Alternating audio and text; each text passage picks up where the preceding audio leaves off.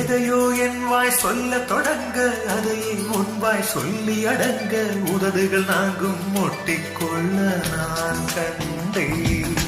நிலம் போல் என் மனம் விழுந்து கிடக்க நிழல் போல் என் மனம் சரிந்து படுக்க இதயம் இரண்டும் கட்டிக்கொள்ள நான் கண்டேன்.